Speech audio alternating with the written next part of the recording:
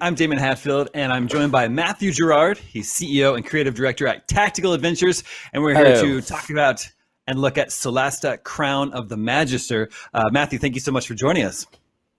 Thank you for having me. Actually, I would have loved to meet you at E3, but we have to adapt to the new time. So let's adjust and do something great with you today.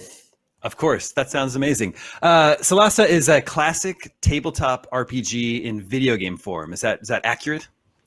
I think it's pretty accurate, actually. We define ourselves as a tactical RPG, and I've been a huge fan of tabletop gaming for 30 years. My vision was really to recreate this feeling of tabletop in video games in something very faithful to the rules of tabletop gaming.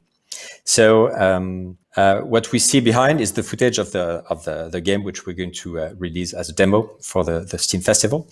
And what's really interesting about the game is that we used the D&D 5th edition rule sets. We have a license from Wizard of the Coast. And the game is very accurate to the rule set.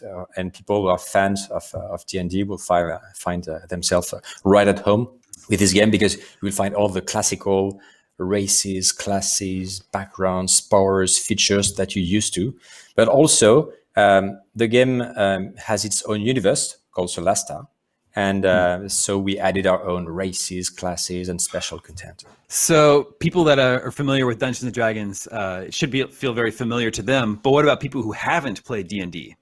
Well, I would say that the 5th edition is a very good balance between simplicity and customization options. So it's not the most complex of editions. And also we have lots of tutorials and introduction sequences. And again, also the interface is really streamlined so that it's easy, natural, and fun to use. So here I think we're seeing, we're rolling a character. Yes, absolutely. You have the different stages of the character, race, class, lots of options. For the background, you can also customize your personality. That is at the bottom left, you can see the personality flags, which will define how the character reacts during the cutscenes. And also what is really interesting in the game is that you play a team of 4 characters, not just one plus henchmen. So you're going to create a full party of 4 characters with complementary skills, powers, abilities. So it's really, you're going to take advantage of all the rules at the same time when building a party. So you create your characters, create your party, but what's the sort of overall story that you're telling here? So the story is it's an epic story of saving the world in Solasta. So Solasta is an ancient universe. In this world, the kingdom of the elves was destroyed by a cataclysm. Shortly after, the humans came from another world, another dimension. And somehow after this cataclysm, the world reconstructed, but there's some pretty bad stuff going on in the area called the Badlands. And the main goal of the player in the campaign will be to find out what's happening, which ancient evil is appearing. And so his party of 4 characters is going to meet different NPCs, monsters, dangers, strange fortresses, all of that, exploring the world of Solasta. And actually, it's one of the goals of this game is to discover the lore and the specificity of Solasta. So I think we're seeing some combat here, and I think you've put a lot of work into making dynamic environments and also vertical environments for combat. Is that right? Yes, because I'm a big fan of D&D rule set, and I think sometimes it was overlooked the fact of having the ability to use torches, light sources, or darkness spells, and also sometimes flying around, levitating. So we've put a huge effort in simulating a cubic world made of cubes, like Minecraft somehow, which allows us to have all these different motion mode and also lighting simulation, depriving the enemy of his senses. Even some enemies are afraid of light and it can be used as a weapon. So really the environment, it's useful. You can shove enemies from a platform, you can knock them down, you have lots of options, and it's not only using a longsword or firing a fireball. It's really a very deep turn-based, cell-based game that we built. Yeah, I appreciate the fact that you can sort of knock enemies around the environment. Certain parts of the environment can be destroyed. So it seems like you're going to have a lot of options, different ways to approach combat. And scenarios. You have interactions. When you cast a burning hand spell, you're going to light torches, or you can have stuff which explodes, etc. So there's a lot of interaction between you, monsters, objects in the game, in exploration as well as in combat as well. So the 4 characters that you create at the beginning of the game, are they in your party the entire time? So it's not a situation where as you travel around, you're meeting new people who are joining your party? No, it's your party. So again, I want to reconvey the feeling of tabletop where you have this party of 4 characters interact together, doing the full adventure together. So if one of them dies, obviously you'll have to find a way to revive him or her. And there's lots of options to do that, but you cannot change the character because it's his or her adventure, and he has to stay with the team the full game. Sure. So as you were mentioning, Wizards of the Coast granted you the license to use the D&D 5.1 rule set. Is that unusual I guess I can't think of a lot of other examples of video games that are using the official rule set. Actually, I don't know.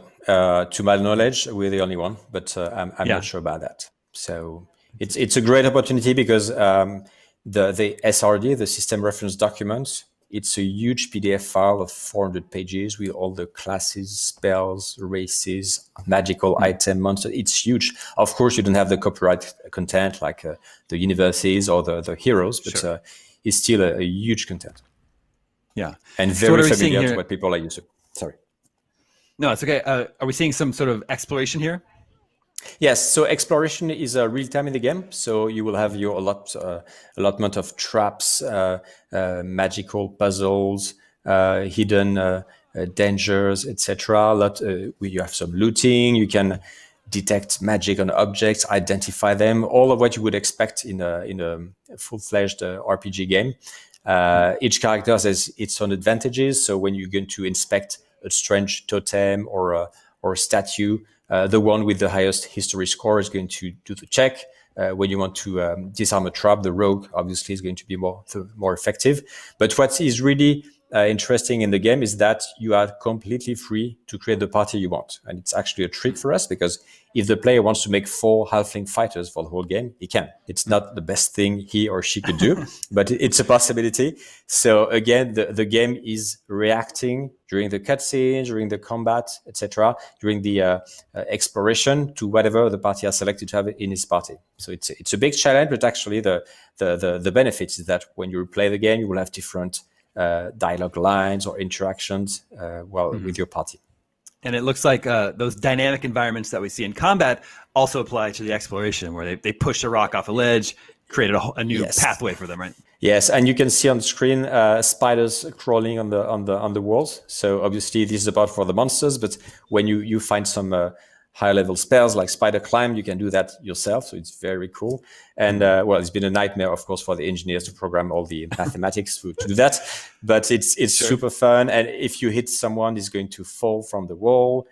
So there's lots of interactions and fun stuff going on because we went, I don't know, maybe like 95% in implementing the rules.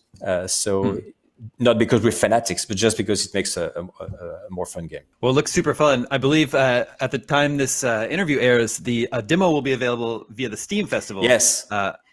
And so what does the demo include? So the demo includes the new character creator. So with all the options to create a level 1 character. So you can play around and create all the crazy characters you want. There's several option methods to do that. So I hope it's going to appeal to all the fans. And on top of that, we also are rebooting the Kickstarter demo, which we proposed a few months ago, except it's going to have the new gameplay, new game mechanics and art and stuff. So it's almost another game, and people can show our progress and see what the game can offer. So we have both the character creator and, again, 1 hour of gameplay to check out. Very cool. Well, I can't wait to check out the demo. Thank you so much, Matthew. Solasta Crown of the Magister looks very cool, and we look forward to learning more in the future. So these are the ruins of Telema? Imagine the wonders that await us inside.